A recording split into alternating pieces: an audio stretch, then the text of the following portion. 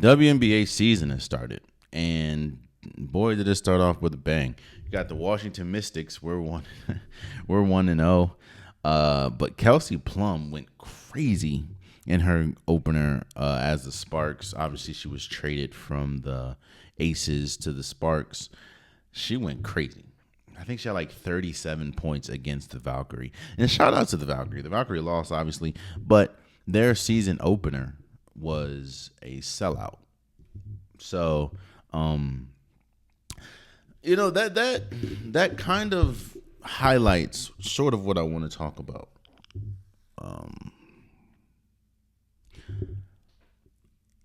I am very quick to highlight my frustrations with the W, right? And those frustrations are still there. Like, how is first round picks, top 10 picks, getting waived before the season even starts? That shows that there is a clear problem with just roster size. The fact is you pick someone 7th or 8th or 10th and they can't even make the roster. That's wicked, bro. That's wild. So I've been very clear in my, frustrations. But let's not get it twisted, man. The league is in such a good place right now, and it is, when we talk about the talent level, it is, I don't think there's ever, now, don't get me wrong, there's been some incredible talent. And there's been some incredible talent spread out the league throughout its existence. But I don't think that there's ever been a kind of like the NBA. I think this is the golden age when we talk about skill in the NBA. And I was just talking to my mans about this. I think that the NBA has an issue. I think that there's a lot of skill. I don't know if there's a lot of talent. Because you see a lot of dumb things watching NBA games. Like, dog, what are you doing? Like, what? Now you're skilled. You can jump out the gym, but there's the talent level isn't where it should be when we talk about the skill. That is not the case for the WNBA. The talent level is high. The skill level is high. This is the best the WNBA has been for a while.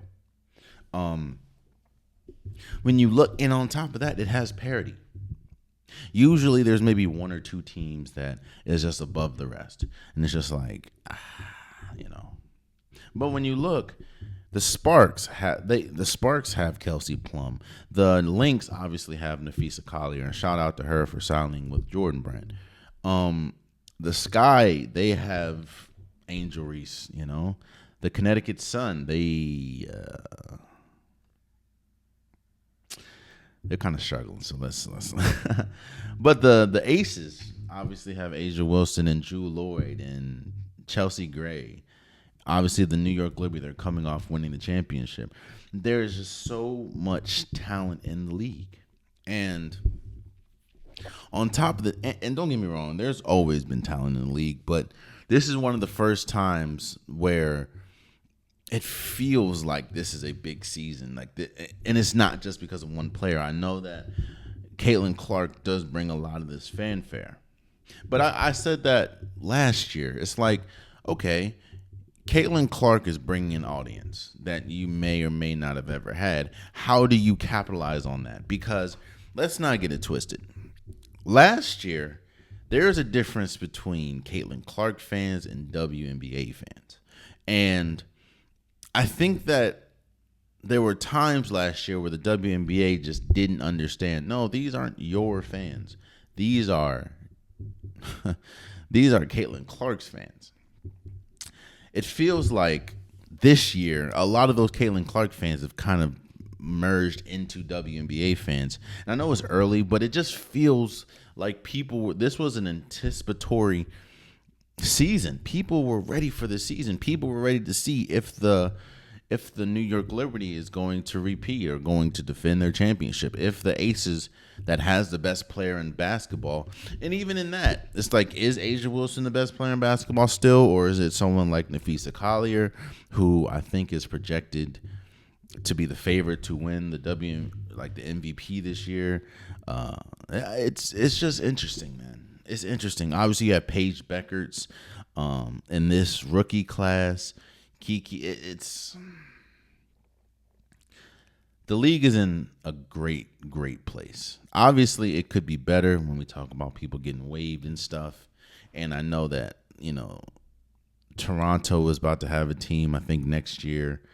I know there's another place that's supposed to have one that I don't remember at this moment, but you're bringing teams, but it's just, all right, let's get the rosters together now. But yeah, I'm excited for this season.